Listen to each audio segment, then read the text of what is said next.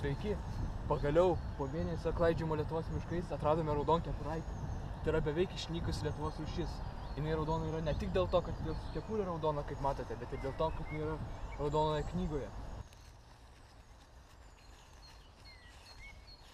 Vilką mini vilkas čia. Štai čia radome vilką. Juos galime atsekti pagal senų išmatų kvapą bei nuorūkas. Pastebėkime jį iš arčiau.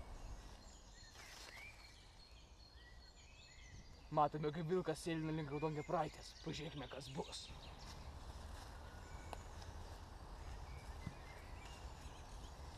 Reikia padėti saugoti nykstančią rūšį.